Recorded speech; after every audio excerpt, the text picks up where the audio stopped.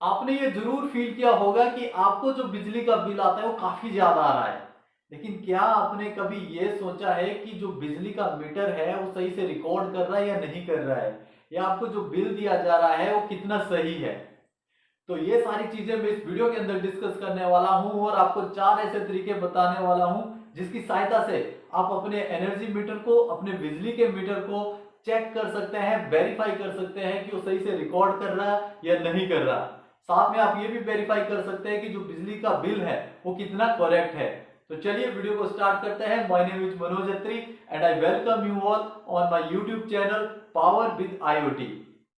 तो सबसे पहले मैं आपको ब्रीफ में इंट्रोडक्शन दे देता हूं उन 4 तरीकों की जिसकी हेल्प से आप अपने इलेक्ट्रिसिटी मीटर का वेरिफिकेशन कर सकते हैं। तो इसमें सबसे पहला है मीटर रीडिंग, सेकंड है calculate the home load, third है read voltage current and power factor on display and last one is manual accuracy test.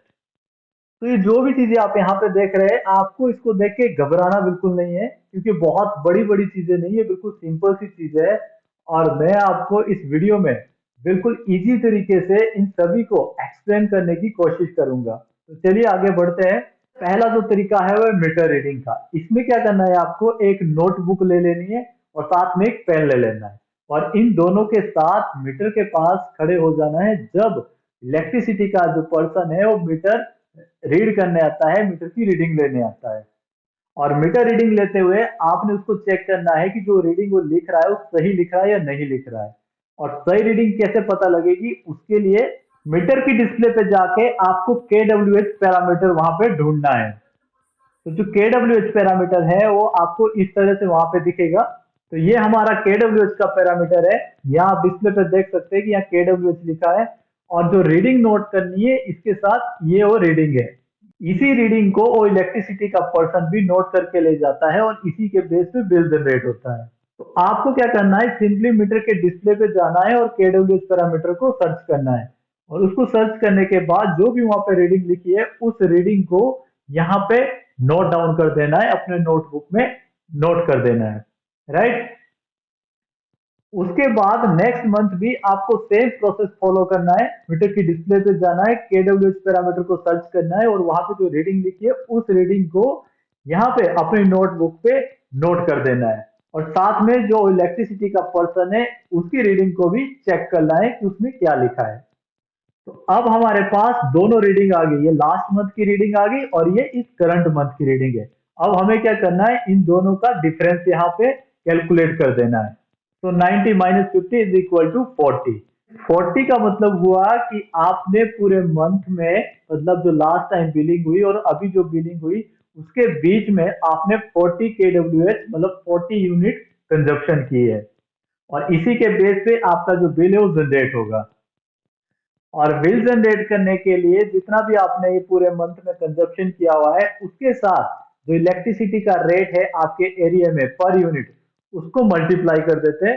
तो ये जो निकल के आता है ये है एनर्जी का चार्ज।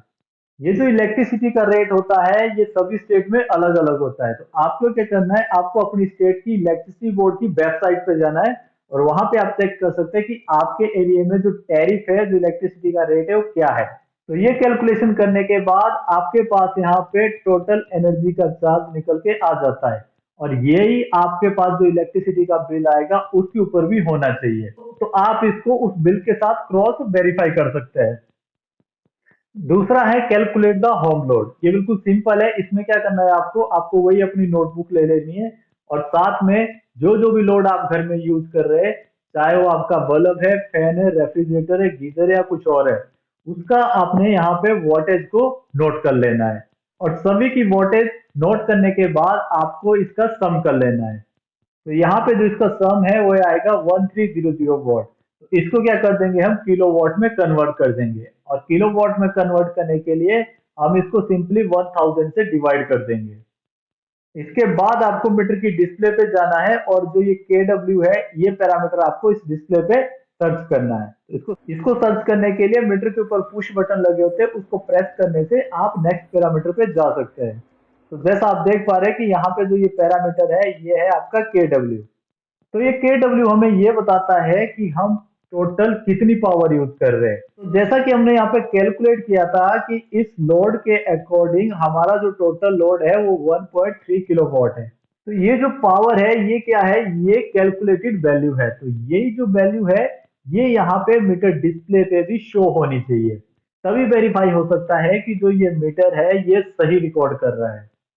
तो यहाँ पर भी कैलकुलेटेड वैल्यू और जो मीटर के अंदर वैल्यू आ रही है उन दोनों में काफी डिफरेंस आ रहा है।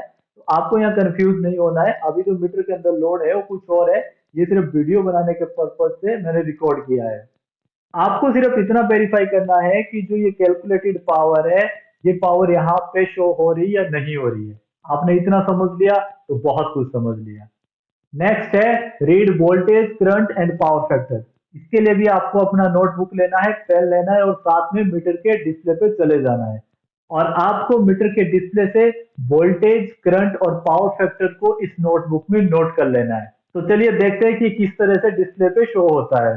तो ये वोल्टेज का पैरामीटर है, जैसे आप यहाँ पे देख पा रहे हैं कि V है, V फॉर वोल्ट। तो यहाँ पे जाके आपको इस वैल्यू को, अभी कितना आ रहा है 240, इस वैल्यू को यहाँ पे अपनी नोटबुक पे नोट डाउन कर लेना है। तो ये आ गई हमारे पास वोल्टेज। उसके बाद आगे बढ़ते हैं। नेक्स्ट है करंट। तो करंट किस में मेजर होता है, एम्पियर में। तो यहाँ पे ए आ रहा है, तो आपको जिसके साथ ये वैल्यू है इस वैल्यू को अपने नोटबुक पे नोट डाउन कर लेना है, राइट।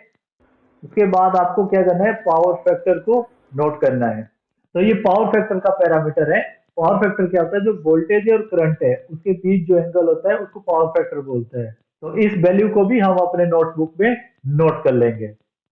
इसके बाद क्या करना है कि इन सभी को मल्टीप्लाई करके टोटल पावर कैलकुलेट करनी है, राइट।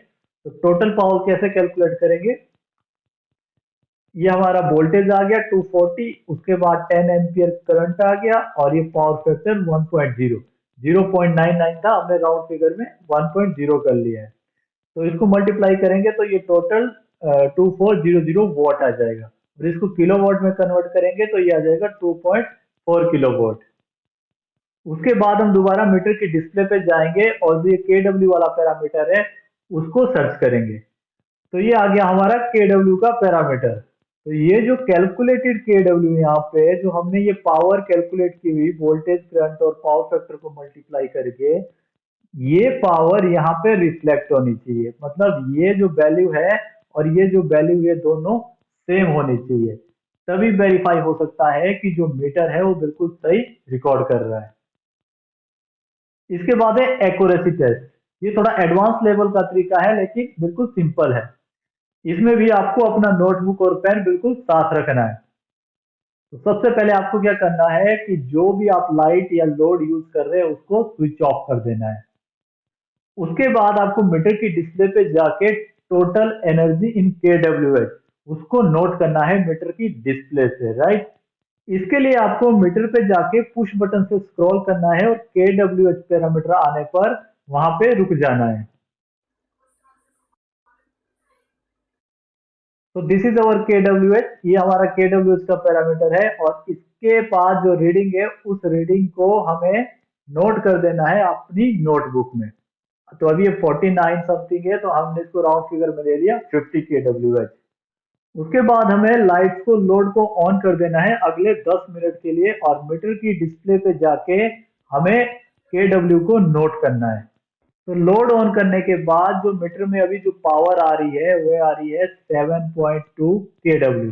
तो इसको हमने अलग से यहाँ पे नोट कर दिया है। 10 मिनट पूरे होने के बाद जितनी भी लाइट्स या लोड हमने ऑन किया हुआ है उसको स्विच ऑफ कर देना है और मीटर की डिस्प्ले पे जाके दोबारा से जो KWH है उस KWH की रीडिंग को इस नोटबुक पे यहाँ पे नोट करना है। तो मान लेते हैं जो पहले हमने रीडिंग ली वो है 50 KWH और 10 मिनट तक लोड चलाने के बाद जो रिकॉर्डिंग आई वो आई हमारी 51.2 KWH। अब इसके बाद हम इन दोनों का डिफरेंस कैलकुलेट करेंगे। तो this minus this is equal to 1.2। तो ये जो वैल्यू आई है ये वो वैल्यू आई है जो मीटर ने 10 मिनट में रिकॉर्ड की है।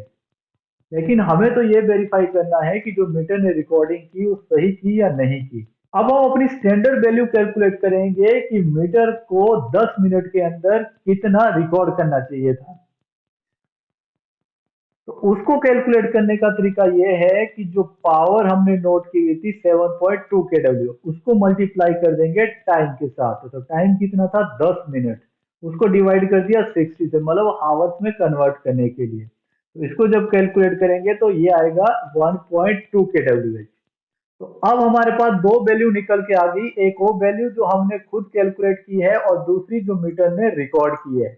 तो ये जो दोनों वैल्यू है ये सेम होनी चाहिए। अगर इसमें काफी ज्यादा डिफरेंस आता है तो इसका मतलब ये है कि जो मीटर है वो सही से रिकॉर्ड नहीं कर रहा है। अगर पॉजिटिव साइड बहुत ज्यादा डिफरेंस आ जाए तो मीटर फास्ट रिकॉर्ड कर रहा है, अगर नेगेटिव साइड आ जाए तो मीटर स्लो रिकॉर्ड कर रहा है। अगर मीटर फास्ट रिकॉर्ड कर रहा है तो कंज्यूमर के लिए घाटा है, और अगर स्लो रिकॉर्ड कर रहा है तो यूटिलिटी के लिए घाटा है। तो ये थे मीटर को टेस्ट करने के कुछ तरीके, जिसकी सहायता से आप अपने घर में अपने मीटर को चेक कर सकते हैं, वेरीफाई कर सकते हैं। अगर आपको ये वीडियो पसंद आए तो प्लीज कमेंट कर दें, लाइक कर दें और मेरे चैनल को सब्सक्राइब करना ना भूलें। थैंक यू सो मच, मिलते हैं नेक्स्ट वीडियो में।